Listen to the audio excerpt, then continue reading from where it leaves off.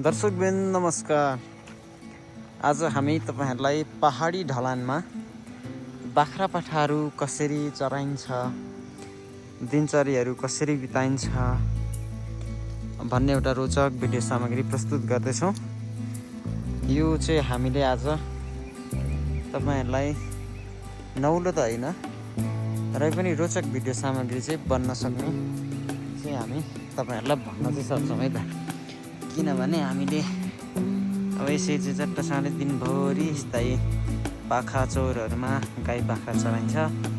किसानको जिन्दगी यसरी नै कृषि पेसामा समर्पित हुन्छ। यदि तपाईहरु किसान हुनुहुन्छ, कृषि पेसालाई माया गर्नुहुन्छ भने कृपया भिडियो अन्त्यसम्म हेर्नुहोला र तपाईलाई कृषि पेसा मन पर्दैन भने चाहिँ हामी कर गर्दैनौँ र हाम्रो च्यानललाई सब्स्क्राइब गर्न पनि नबिर्सनुहोला। हामी तपाईहरुलाई यस्ता रोचक र नौला भिडियो सामग्रीहरू प्रस्तुत गर्नेछौँ।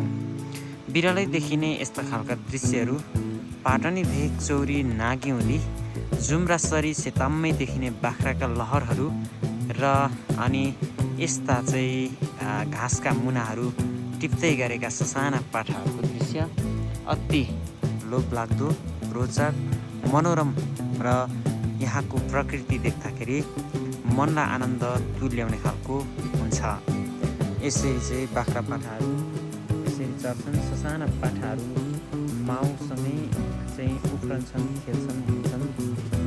यिनीहरू पनि घाँसका मुनाहरू टिप्न सिक्दैछन्, सङ्घर्ष गर्दैछन्। अब भविष्यमा आमा जस्तै यिनीहरूले पनि चर्नुपर्छ, उनीहरू पनि आमा बन्नुपर्छ, उनीहरूले पनि यही जीवनशैली अपनाउनुपर्छ। यो सिक्लाइको प्रक्रिया हो। यो प्रक्रिया मानिस, जनावर, जीवजन्तु, बोटबिरुवा र यो चराचर पृथ्वी जगतमा भएका सम्पूर्ण जीवहरूमा लागू हुने गर्दछ। यसलाई डार्विनको सिद्धान्तमा चाहिँ के भनिन्छ भन्दाखेरि बाँच्नका लागि सङ्घर्ष भन्ने पनि हामी भन्न सक्छौँ। किनभने हरेक प्राणीले आफू बाँच्नका लागि बडो मेहनत सङ्घर्ष गर्ने गर्दछन्। त्यही सङ्घर्ष अन्तर्गत हामी मानिसदेखि लिएर विभिन्न प्राणीहरू जिउने गर्दछौँ।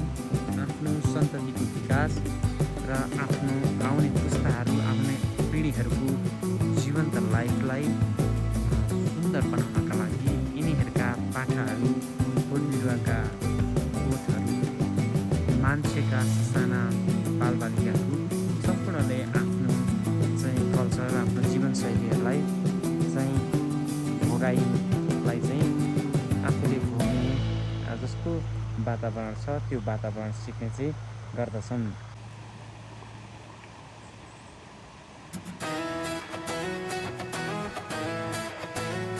यिनीहरू चरेको यो दृश्य हेर्दा दिनभरिको थकान मेट्न मद्दत गर्दछ। यिनीहरू चरेर रमाउँछन्, हामी हेरेर अगाउँछौँ।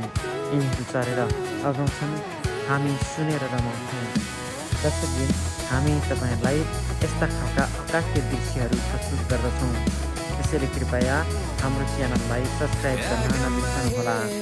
यी बाख्राका पाठाहरू आफ्ना माउहरूसँग दिनभरि रमाउँछन् अनि हामी पनि यिनीहरूसँगै रमाउने गर्दछौँ।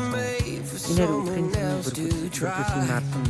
खोरबाट आजाद भइसकेपछि यिनीहरू चाहिँ आफ्नो आमाहरूसँग यसरी नै दैनिकी बिताउँछन् र ठुलो भएपछि आमासँगै यिनीहरू आमा बन्छन्। यही प्रचलन, यही प्रक्रिया चाहिँ चलिरहनेछ।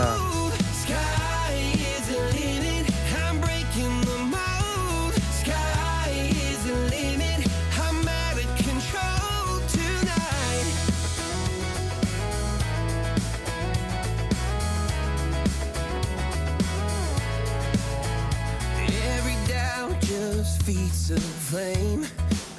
Every scar reminds me why I came.